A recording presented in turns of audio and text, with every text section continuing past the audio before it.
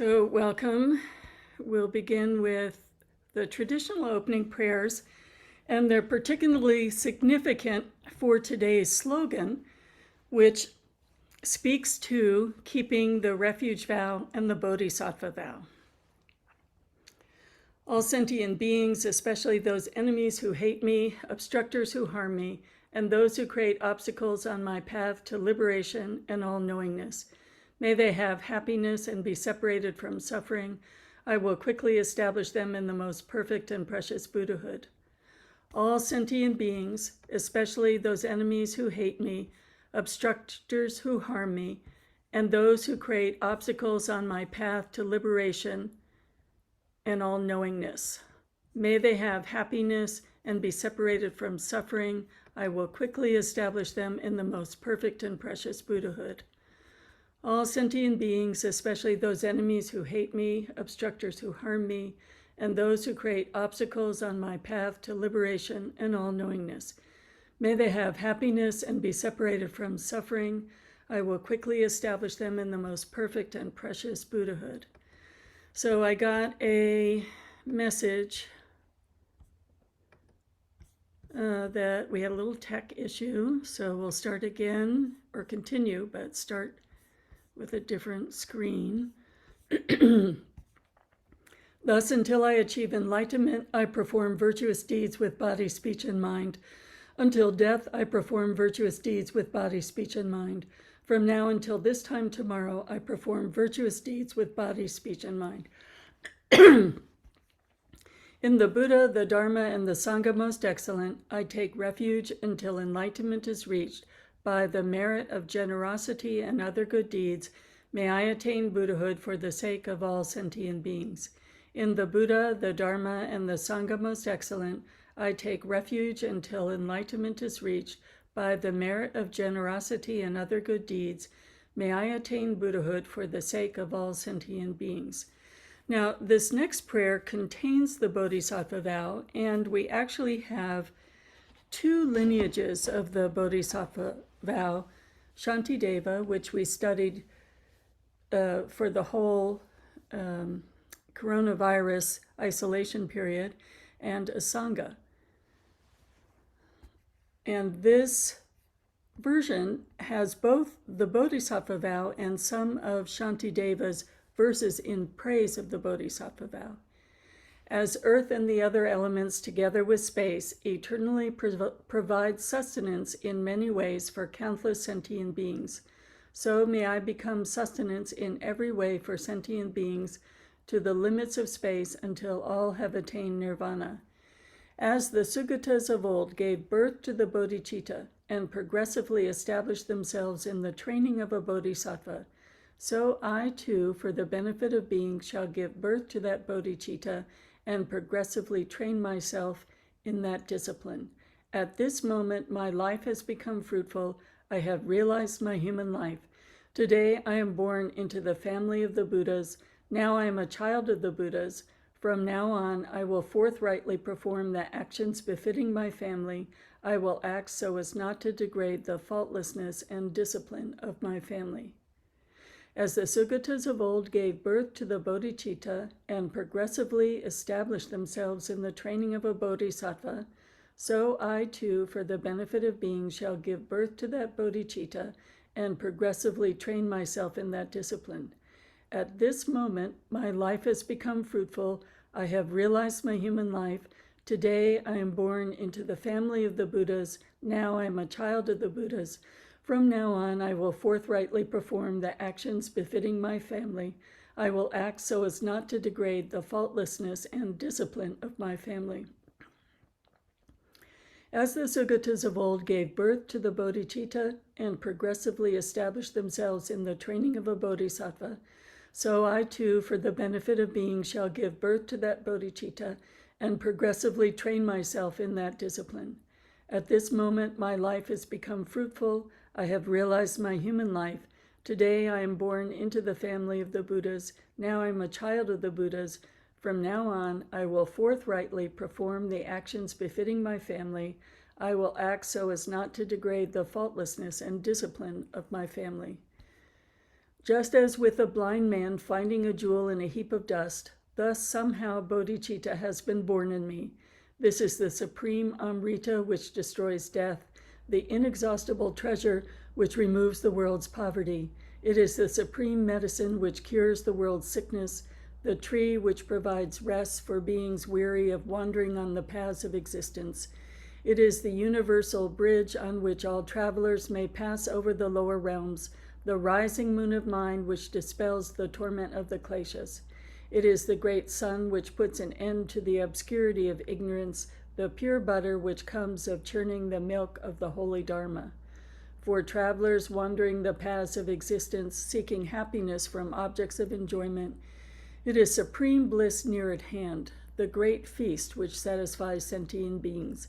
Today, witnessed by all the protectors, I have welcomed the sentient beings and sugatas, devas, and asuras rejoice. May all mother sentient beings, boundless as the sky, have happiness and the causes of happiness. May they be liberated from suffering and the causes of suffering. May they never be separated from the happiness which is free from sorrow. May they rest in equanimity, free from attachment and aversion. May all mother sentient beings, boundless as the sky, have happiness and the causes of happiness. May they be liberated from suffering and the causes of suffering. May they never be separated from the happiness which is free from sorrow. May they rest in equanimity, free from attachment and aversion. May all mother sentient beings, boundless as the sky, have happiness and the causes of happiness. May they be liberated from suffering and the causes of suffering. May they never be separated from the happiness which is free from sorrow. May they rest in equanimity, free from attachment and aversion. So, welcome again to our wonderful exploration of the profound 7 points of mind training that is so illuminating in terms of how our minds work and how to honor the capacity we have to be just like the Buddhas and Bodhisattvas through progressive training, and to both take it into our hearts, but take it into our lives through our speech and every action. So today's slogan is observe these two even at the risk of your life. I'm going to put that in the chat room.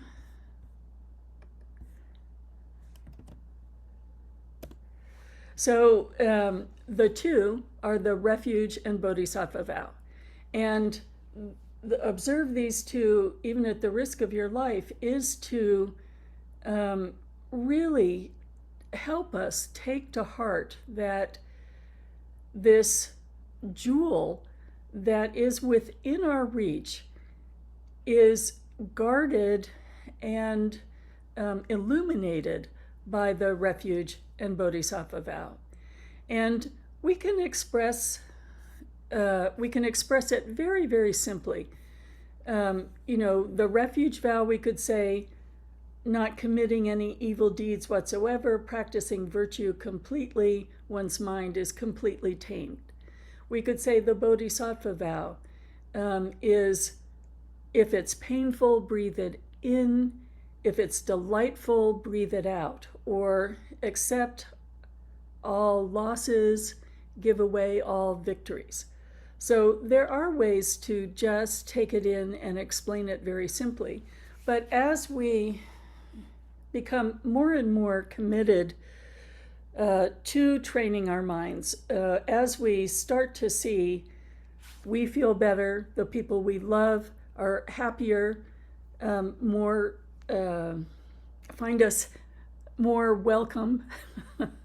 Our world starts to shift in terms of an opportunity to practice as opposed to protecting ourselves at all cost and resisting whatever is difficult. So we start to see that our world starts to seem different.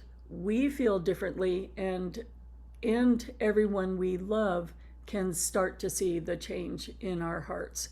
So actually, the story about the origin of the 7 points of mind training is that Geshe Chokawa was teaching all of these people, and his ornery brother started noticing how many people were coming and how they were changing and how they were behaving so nicely. So he started listening at the door, and he started gradually changing and taming his mind as well. So these particular teachings are like gentle rain falling in the desert areas of our hearts. So in terms of guarding these two at the risk of our lives, again, that's an exhortation to help us see how absolutely important they are and crucial they are. And there are teachings that help us see what to avoid and what to practice. And with refuge, it's expressed as guidelines. So refuge is a vow that one can take over and over again. It makes an auspicious connection with teachers, but we receive things that we can see as commitments that we are growing towards and that are helpful and beneficial for us. So having taken refuge in the Buddha, one should take refuge from the depths of our hearts and then notice when there's a tendency to take refuge in worldly things, and notice that this is to be avoided. We want to take refuge to the Buddha and the three jewels. So think about the word refuge and the worldly things that we take refuge in, having a house, having insurance, having a safe community. There are many worldly things, having a reliable job that we want to place our trust in when we have the view of protecting ourselves. But now we're saying, no, we're switching our heartfelt refuge to the Buddha. And then there's always a phrase that can be misleading, not entrusting ourselves to other philosophies or teachers. But it doesn't mean that in a way of making the Dharma seen as the one and only religion versus all of the other religions. From this perspective, a philosophy that supports this opening of our hearts, this taking refuge in a path that is leading to our enlightenment, can be found in many teachers and many religions. So with refuge, we're invited not to entrust ourselves to philosophies and religions that don't support the growth of our heart and mind and the depth of understanding our heart and mind that leads to enlightenment. Then, having taken refuge in the Dharma, we're setting forth commitments not to harm other beings, any being. So, this is the time of year that, I don't know about your house, but spiders are nesting. So we have to carry them out. It's the time of year, I remember in Vermont when the mice would move in. So we carry them out, even if we have to carry them out every day. So we're avoiding harming any being. And then, having taken refuge in the Sangha, we're avoiding entrusting ourselves to negative friends and communities. So let's say, common sense. If you're someone with an addiction to gambling or an addiction to drinking, you avoid casinos, you avoid bars. So we're looking at where we are entrusting ourselves and starting to take great care with what is leading us towards our Buddha nature and what is leading us away from our Buddha nature. So the Bodhisattva vow can be seen in the wording of the prayer that we said in the beginning of the session. Essentially, inviting all sentient beings without exception into our hearts, into our homes, into our lives. We're opening our hearts with this absolutely open invitation, a warm welcome to all the sentient beings. They're now our friends, they're now our family. Our care and concern for their welfare is indistinguishable for our own bodies and welfare, our dear ones' bodies and welfare. So this and both of these vows are considered to be a path of growth. And we're not expected to be perfect. We just keep retaking the vow over and over again, recommitting ourselves over and over again. And this is why in all of the Buddhist communities, the beginning of every single meditation session is the refuge vow, and in all Mahayana communities, the Bodhisattva vow, because it's imprinting into our memory, into our mind, into our heart, what is the most important thing, the best use of this life is to grow towards our Buddha nature. So I wanted to expand the Bodhisattva vow a little bit further, and these are guidelines that come from a Sangha. So they're very simply put and very pithy in terms of how to understand the commitment that we've made. And, it's so easy to see how we, with 1 second loss of mindfulness, can just drop into these behaviors that we're wishing to outgrow. So the first one is glorifying ourselves and abusing others for gain or honor. So by glorifying ourselves and criticizing others, gaining friends, gaining privilege, gaining a following, being respected, all the things that follow. So we see, oh, how human this is. I should get this promotion because I am this, this, and this. And of course, my colleague is this, this, and this. You should be my friend because of this, this, and this.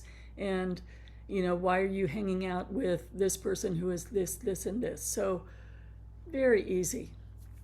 And the next one is quite, it really affects my heart. Stinginess of funds and Dharma teachings from the destitute and unprotected. So thinking about, let's say in Portland, there are migrant families, the state funds have run out, even churches are running out from the refugee funds that can be dedicated to the refugee families in Portland.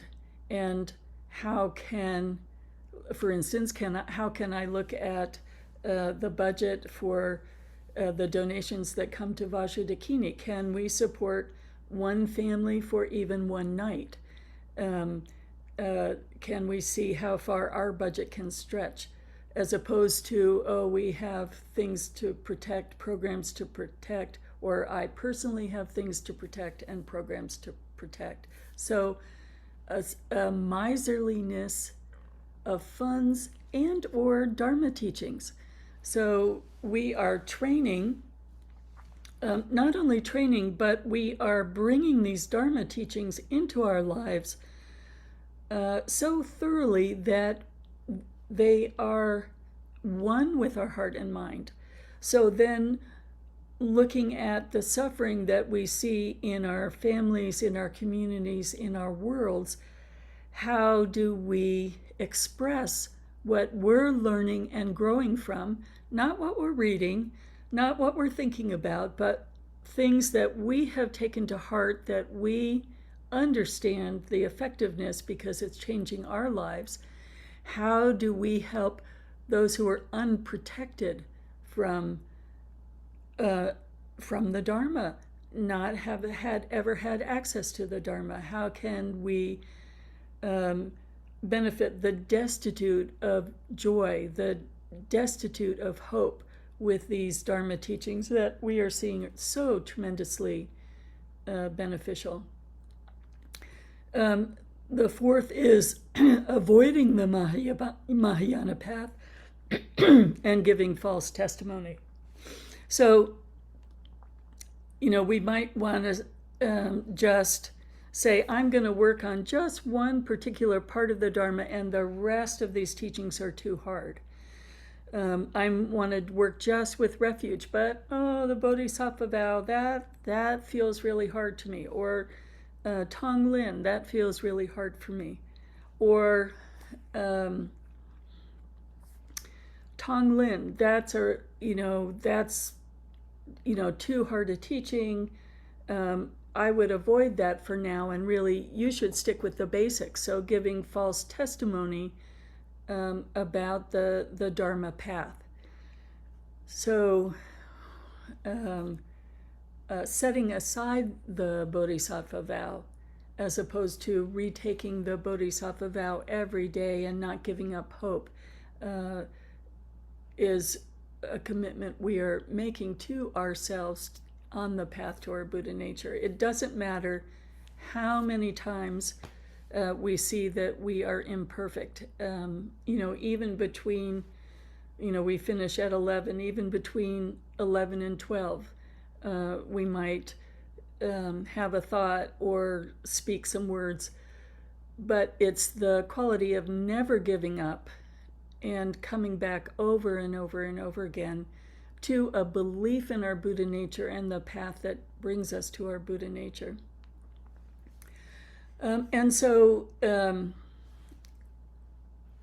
It's also about what we can do.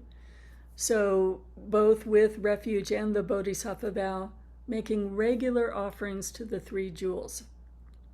So one thing I do that you can see in the table behind me, it's very, very simple to make offerings to the three jewels. It can be imagining things. It can be lighting a candle or bowls of water.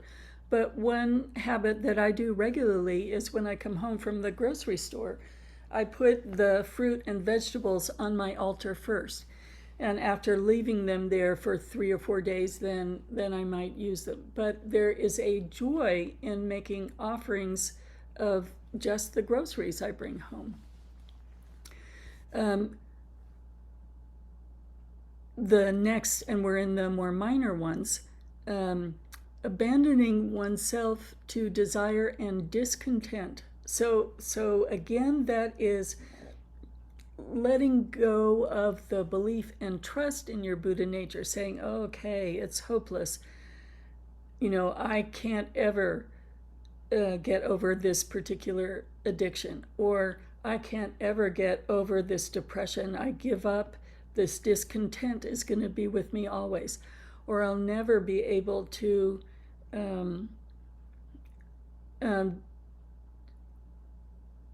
feel hope about the world changing, the respect for the environment, the respect for the diversity, the diverse groups of people. So I will just wallow in discontent instead of committing again and again to the Bodhisattva vow. The next minor one is it's always good to respect senior practitioners. Until someone is a Buddha, everyone is imperfect. But we respect the work, the years of study, the accomplishments, as opposed to focusing on the imperfections.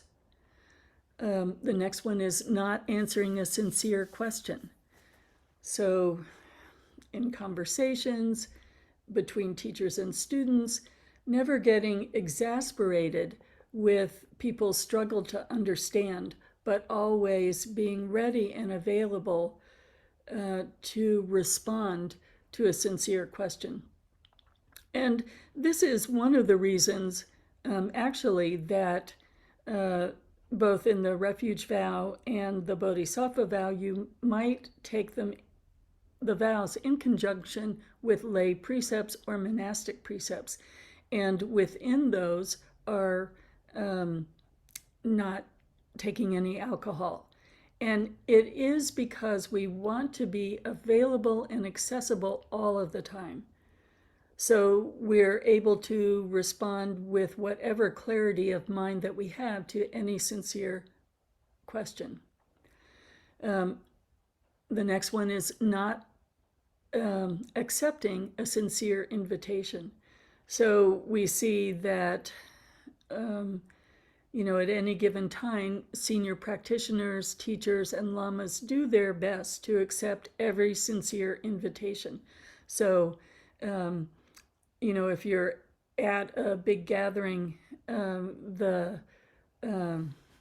many sanghas say, oh, may we host this lunch, may we host this dinner, may we host this breakfast. And you see the lamas and teachers all accepting that sincere invitation from whoever makes the invitation to whatever quality of food is offered. Not accepting offerings.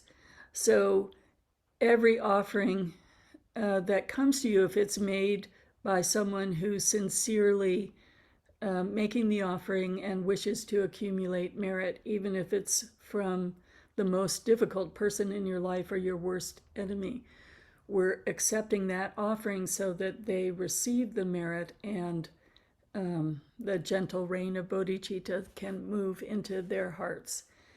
Not giving dharma to those who ask.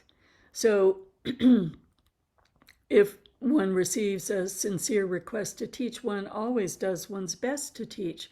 And of course, one has to evaluate, am I qualified to teach this? Have I done the study? Have I done the integration into my life? So we're certainly not suggesting that anyone teach prematurely, but really evaluating one's qualifications to give a particular teaching. If there's a sincere request, then we sincerely respond. And then the final one in this group is not looking down on or avoiding those who have broken vows or moral ethics. So thinking of that extraordinary bodhisattva Kishtagarbha, who has made the incredible vow to always be present in the hell realms. So he is saying, this is my group of devoted students. These are all the beings that I'm going to be available to. And in our own lives, we can be so, canceling of people we don't agree with, people we feel are not worthy of our time and attention, or in some way tainted by their actions. And so it can be really confusing in the Tibetan system when we see great teachers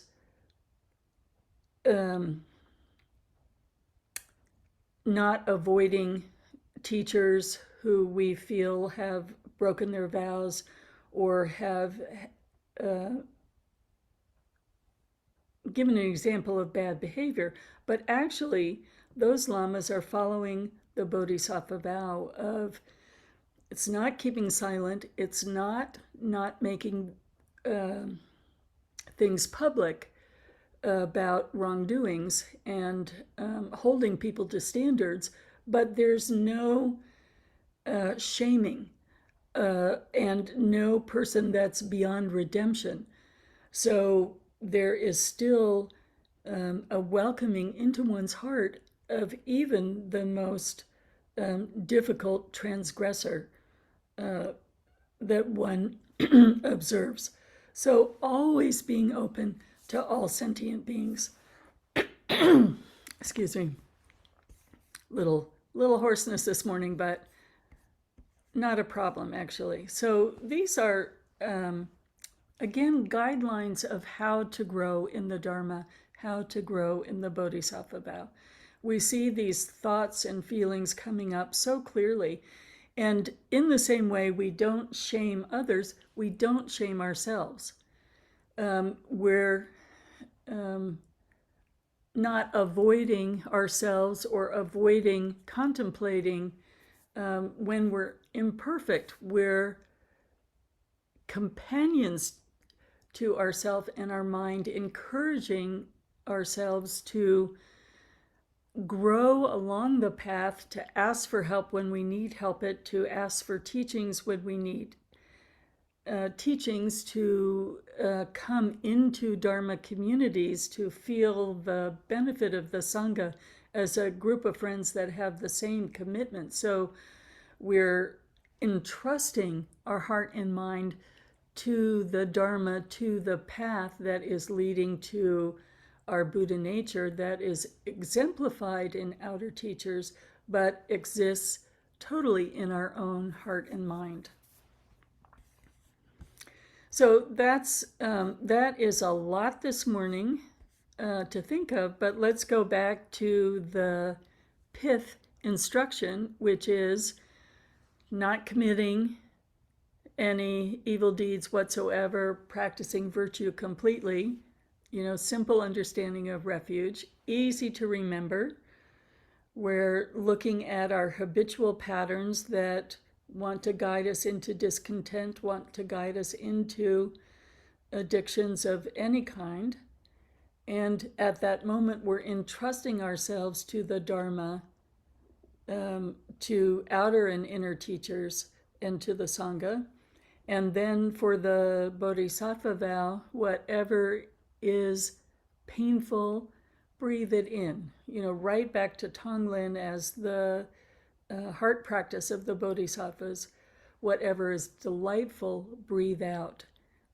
Giving away all credit, all successes, and not blaming others, but just accepting and taking in blame in a way to see, again, how is our mind working and how do we center our Buddha nature and coming closer to our Buddha nature as the guiding principle of our life. So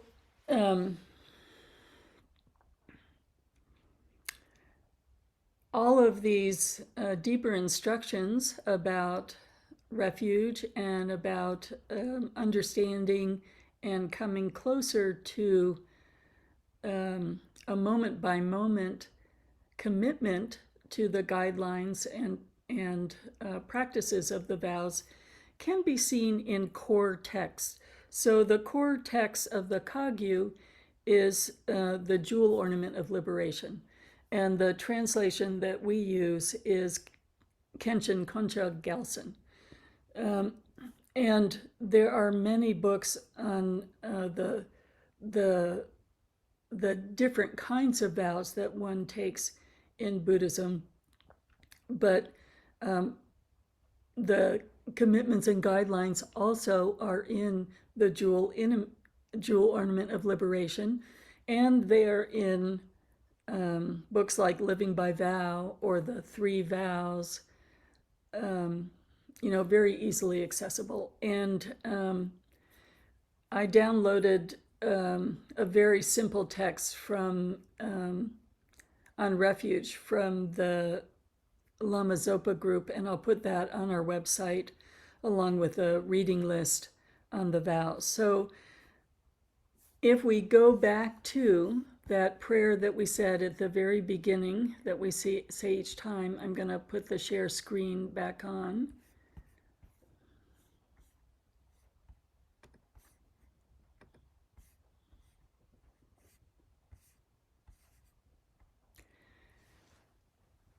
It's not about good or bad, pure, impure, shame, guilt, versus self-admiration. It is, Sugatas is a word for Buddha.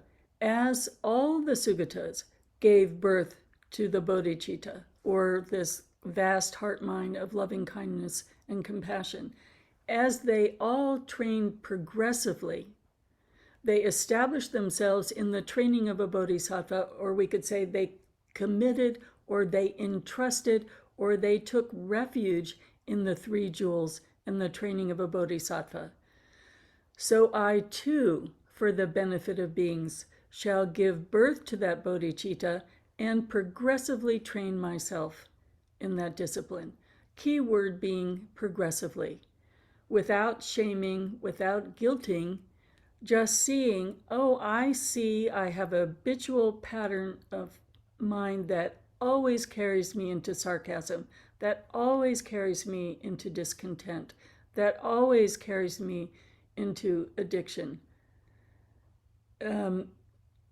The style of our culture is sarcasm. The style of our culture right now is pure and impure. This person is fine, this person should be canceled. So seeing the immense weight of what we take in from the culture and saying, this is not taking me closer to the three jewels, to my bodhisattva nature, to my full capacity of growing towards my own Buddhahood. I will yet again today entrust myself to the Dharma, to the teachers, to the Sangha, and to the acceptance of progressive training and a gentleness with that progressive training, so that I allow myself to grow without negative feedback, but with encouraging feedback. And then the next verse says, okay, we have talked about being progressive. We've talked about our own potential. At this moment, how fruitful my life is. Everything I'm doing, everything I'm experiencing now is taking me further into the Dharma and into that great heart mind. I have realized my human life. I am exactly where I want to be and where I need to be. This growth of heart mind is the most precious use of a human life. And because it's the most precious use of a human life, I'm going to guard my mind through these vows and the guidelines that define these vows. I'm born into the family of the Buddhas. I'm a child of the Buddhas. So just like the Buddha, just gently like a baby, learned to crawl, then to stand, then to walk. I am learning to crawl in bodhicitta, stand in bodhicitta, walk in bodhicitta, guided by the legacy of the teachings that are coming to me through all of the lineages. And I make a commitment to myself to the actions that are noble, like my family is noble, not to degrade this wonderful family and Sangha, the teacher, and the teachings that I found, not to in any way counter the faultlessness and discipline or the perfection of the teachings that we know are found in many, many authentic paths, but have the same goal, same understanding of blossoming into the ultimate understanding. And I'm going to progressively train in the discipline that keeps me growing in this direction. So let's take a few minutes just to let all of this sink in. And then we'll have time for some discussion.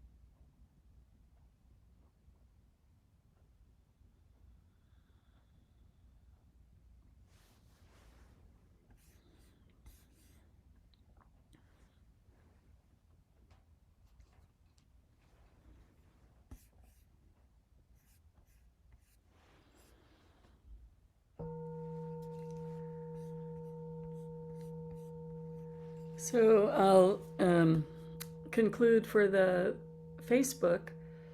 Bodhicitta, excellent and precious mind, where it is unborn, may it arise. Where it is born, may it not decline, but ever increase higher and higher.